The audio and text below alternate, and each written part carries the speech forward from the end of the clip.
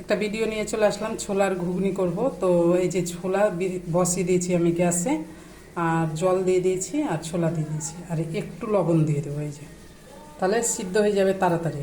তো আপনারা প্রথম থেকে শেষ অবধি দেখবেন, পুরো ভিডিও ভালো লাগবে। এবার সিদ্ধ হয়ে গেছে, এটা আমি আধা ঘন্টার মতন সিদ্ধ করলাম, সিদ্ধ হয়ে গেছে। এবার নামিয়ে নেব। কড়াই বসিয়ে দিয়েছি, ঘুগনির ইটা ঢেলে, চানাটা ঢেলে এবার তেল দিয়ে দেবো। কড়াই গরম হয়ে গেছে, তেলটা গরম হয়ে গেছে। এখানে দারচিনি আর একটা লবঙ্গ আর এলাচ তিনটা দিয়ে দিলাম, একটু গোটা জিরে, আর এই যে পেঁয়াজ আর গোটা রসুন আছে, তুলে দিয়েছি গোটা রসুন।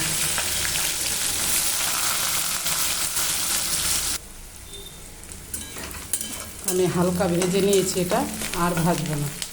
এবার এর মধ্যে আমি কটা কাঁচা লঙ্কা দিলাম, এই যে গোটা গোটা দিলাম। যাকে ঝাল আর ঝাল কম করব, যে ঝাল বেশি খায় ও লঙ্কা চিবিয়ে চিবিয়ে খাবে। আমি এই কারণে কম ভাজলাম, এই চানার ঘুগনি করলে একটু কম পেঁয়াজ ভাজলে ভালো লাগে। আর এই যে জিরা বাটা, আদা আছে, জিরা আছে, আদা জিরা লঙ্কা আর দুটো কলি রসুন।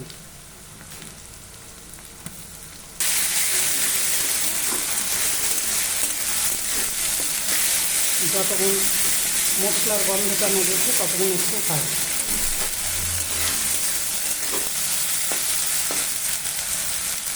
এই যে লবণ স্বাদ অনুযায়ী, একটু লবণটা কম দিলে ভালো লাগবে, কেন মুড়ির সাথে রুটির সাথে খাবে তো, ওই জন্য একটু লবণটা আমি কম দেবো।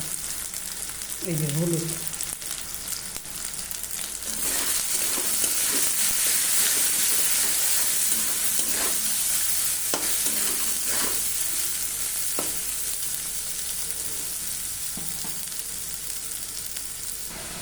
ভালো করে ভাজবো। আমাদের তো গ্রামের ভাষাতে বলে চানার ঘুগনি, আর কেউ বলে ফের চানা মশলা, কিন্তু আমরা চানার ঘুগনিই বলি এটা। আমার মশলা ভাজা হয়ে গেছে, গন্ধ চলে গেছে। এবার যে চানাটা আমি সিদ্ধ করে রেখেছিলাম ওই চানাটা দিয়ে দিই।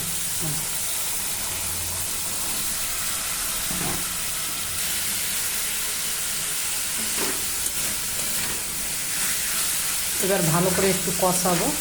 পেঁয়াজটা এই কারণে গলাবো না, যে পেঁয়াজটা এরকম একটু গোটা গোটা থাকবে ঘুগনির সাথে, তো ভালো লাগে খেতে। আর আমি তো ঝাল বেশি দিই, আগেও বলেছি, আমাদের বাড়িতে ঝাল কম খাই।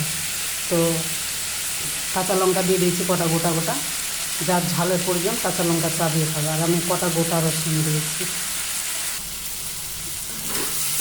হয়ে এসছে, আর একটু আমি করবো, ভাজবো, তাহলে হয়ে যাবে। আর 1-2 মিনিট। এই চানার ঘুগনি আমার রেডি হয়ে গেছে, এবার নামিয়ে দেবো। হয়ে গেছে, আপনারা একবার বাড়িতে এইভাবে করে বানিয়ে খায়েন, খেয়ে জানায়। এই চানার ঘুগনি আমার রেডি, নামিয়ে নিয়েছি। এই যে দেখেন কত সুন্দর কালার এসছে, আর খেতেও সুন্দর। আপনারা একবার ট্রাই করে বাড়িতে দেখবেন অবশ্যই।